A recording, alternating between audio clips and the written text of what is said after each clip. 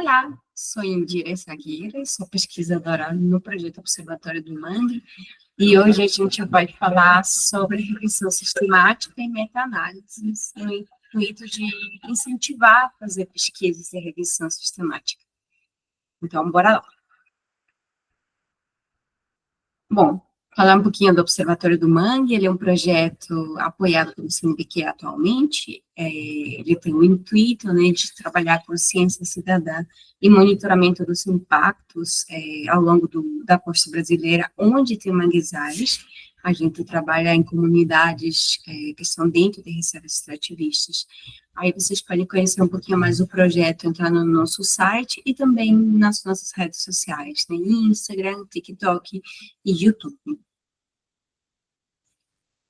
Bom, antes de começar, a gente precisa entender alguns conceitos básicos, né? O que é revisão sistemática, o que é meta-análise, o que é estado da arte, bibliometria e cienciometria, que são conceitos diferentes que se conectam muitas vezes. Então, para a gente fazer um estudo de revisão sistemática, hoje em dia a gente precisa de técnicas da revisão sistemática com técnicas da meta-análise, né, para a gente ter um estudo muito mais eficiente, muito mais robusto. Então, eu vou mostrar conceitos bem básicos, né, conceitos básicos para entender um pouquinho mais sobre a revisão sistemática. Bom, a revisão sistemática é um método, ou seja, o passo a passo. Ele já é um método estruturado para a gente reunir, avaliar, sistematizar referências bibliográficas ou literatura científica, né, visando responder questões, né? A gente propõe um problema, propõe objetivos e a gente tenta responder esses objetivos e essa pergunta, o problema, através da revisão sistemática, né, que é esse passo a passo. A meta-análise, ela é uma técnica estadística, então a meta-análise e a revisão sistemática, eles trabalham de forma conjunta. Por quê? Que eu vou fazer uma revisão sistemática, utilizando um método, um passo a passo, e vou utilizar técnicas da meta-análise, né? A meta-análise é uma técnica estadística, como comentei, que combina resultados de diversos estudos, né, para a gente ter uma visão muito mais abrangente, ou seja, eu posso pegar um conjunto de dados, ou dataset, para a gente ter uma noção geral. Sei lá, estou procurando sobre mudanças climáticas, dentro das bases de dados. Quero saber todos esses estudos sobre mudanças climáticas. Então, o que eu vou fazer? Usar a meta-análise para analisar todo esse pacote de dados que eu tive das bases de dados. Então, lembre, a revisão sistemática é o passo a passo, que vai me direcionar para fazer uma pesquisa de revisão, e a meta-análise é a técnica estadística. O estado da arte, ele é um método estruturado também, é parecido com a revisão sistemática, mas o estado da arte, ele reúne e avalia documentos, né, referências bibliográficas, no intuito de responder questões de forma qualitativa. Então, a revisão sistemática, ela faz isso de forma quantitativa. Por exemplo, eu tenho um conjunto de dados, só que eu vou querer saber quantos dados eu tive, aonde que são distribuídos, em porcentagem, né, eles falam do que, vão de que ano, por exemplo, né? Então, essa é a diferença entre a revisão sistemática e o estado da arte. O estado da arte já é a mesma coisa, só que com dados qualitativos, ou seja, eu vou analisar o conjunto de títulos que eu estou encontrando, dos artigos, das publicações que eu estou avaliando, eu vou avaliar, né, esses títulos, essa análise de conteúdo do texto, o que o texto dos artigos ele está me comunicando. Então, os três, se a gente quiser fazer, na verdade, uma pesquisa de revisão bem robusta, a gente combina essas metodologias, né? Então, eu posso usar dentro da minha pesquisa, uma revisão sistemática para fazer avaliação quantitativa, posso usar o estado da arte para fazer essa avaliação qualitativa e posso usar a meta-análise, né, para fazer essa técnica, esse uso dessa técnica estadística. E a bibliometria, bom, como o nome próprio diz, é a métrica da bibliografia, né, das referências, a medição, a quantidade das referências. Então, tem estudos de revisão que vocês vão encontrar que parecem mais uma bibliometria, porque eles comentam, por exemplo, os estudos que eu achei foram de tais revistas, vou fazer uma porcentagem. 50% fazem parte de uma revista de ciências naturais, 20% estão dentro de uma revista de literatura, e por assim adiante. Então, essa medição da bibliometria é a métrica da referência. Ah, tais autores, estas são a lista de autores que falam sobre este tema em específico, certo? Ela é um pouco mais usada, porque a revisão sistemática e o estado da arte, ela já cobre a questão da bibliometria, né, de saber a quantidade desses estudos. A sensometria é a mesma coisa, só que ela vai censurar nesse processo científico de forma quantificada, ou seja, eu estou trabalhando com mudanças climáticas. Da década dos 90 até hoje, quanto tem se avançado dessa sensometria, dessa ciência do clima?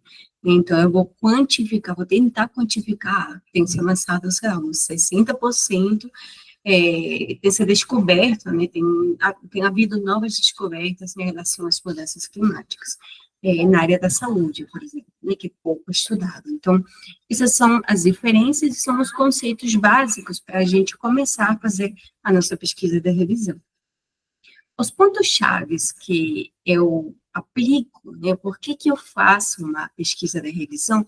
Porque eu quero saber três coisas. A primeira são os gaps, ou as lacunas, né, como está aí uma lacuna de informação. Com minha revisão sistemática, eu vou cobrir essa lacuna de informação. Temos os challenges, ou desafios. Quais são os desafios nessa área de pesquisa que eu estou trabalhando? E as tendências, que são os trends. Então, muitos artigos que vocês procuram vão ser assim, desafios e tendências, ou lacunas e desafios de tal estudo a partir da revisão sistemática. Ele vai até no título, às vezes, né, essas três palavrinhas-chave. As lacunas, os desafios e as tendências. As lacunas, a revisão da literatura, né, eu vou procurar quais são as referências bibliográficas que estão sendo trabalhadas, ou que já foram publicadas, na verdade, de um tópico específico, e eu vou preencher essa lacuna de informação, ou seja, eu vou reunir toda essa informação sobre um tema X, e eu vou preencher uma lacuna de informação nesse tópico. Então, ele vai me ajudar a preencher, a juntar, né?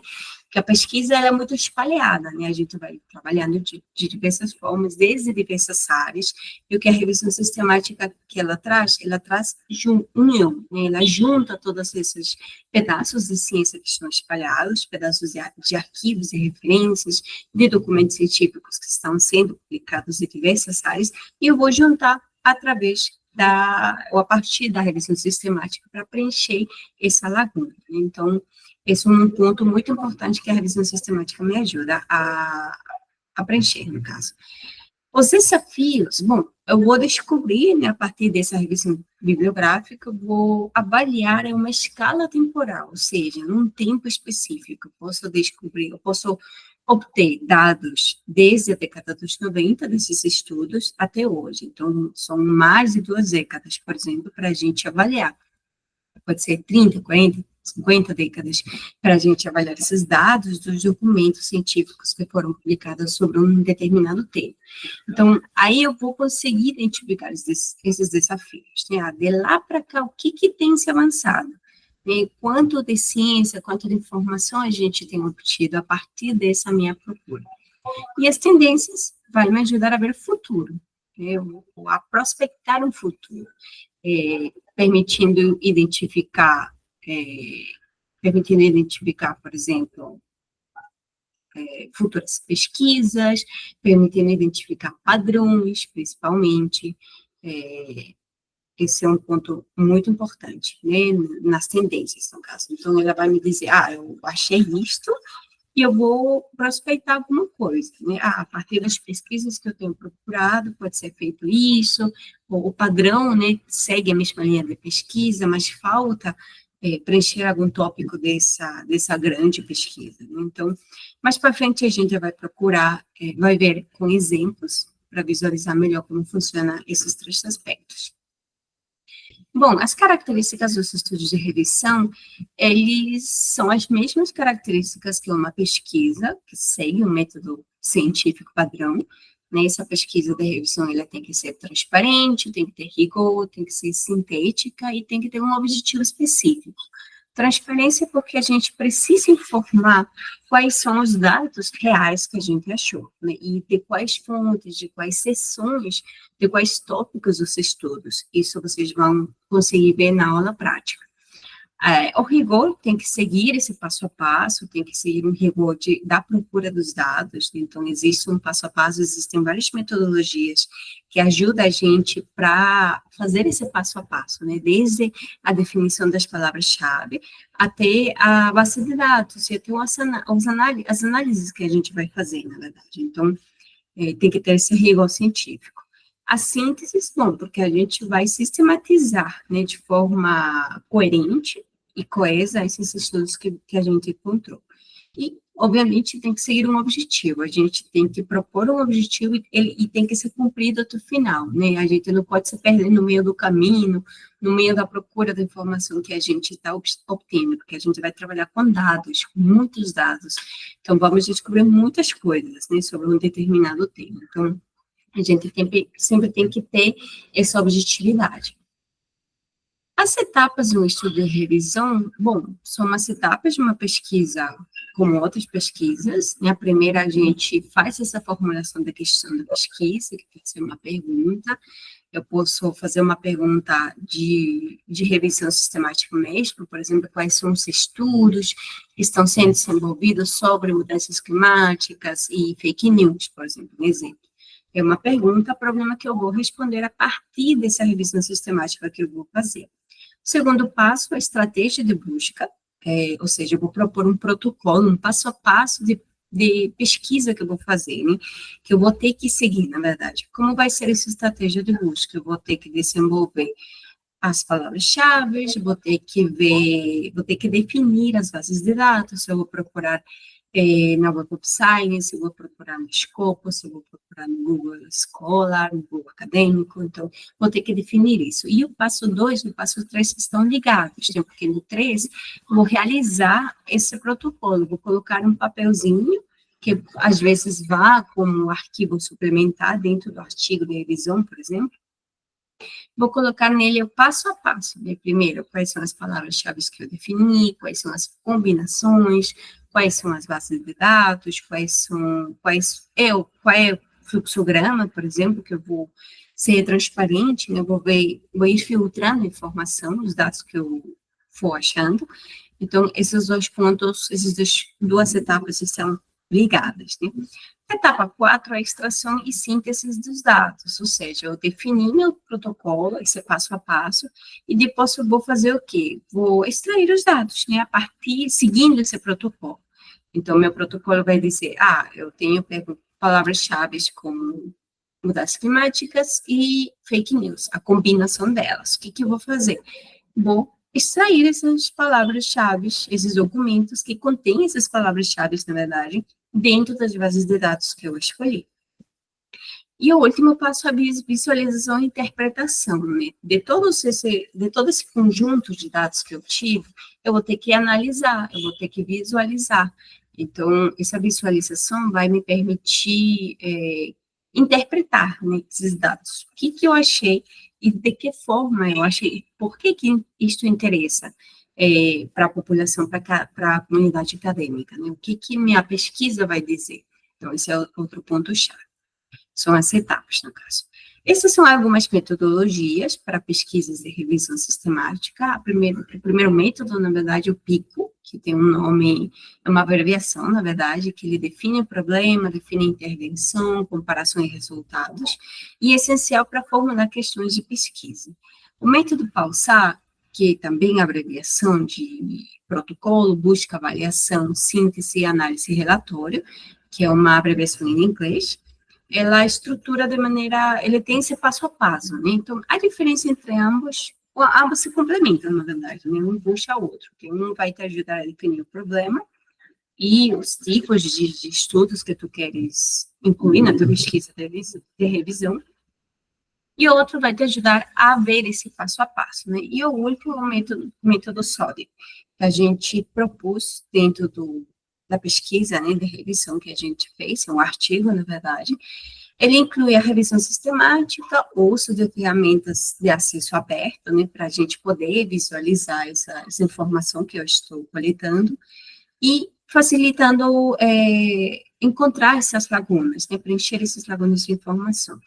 Por que é diferente o método SOD dos outros dois anteriores? Porque no SOD a gente propõe que, com o conjunto de dados que tu achou da tua pesquisa de revisão, tu pode propor um marco conceitual, né? A partir de toda essa teoria que tu achou, tu pode propor um marco conceitual que vai te ajudar a identificar, a propor, na verdade, a recomendar questões, né, da área, desse tema que tu está procurando.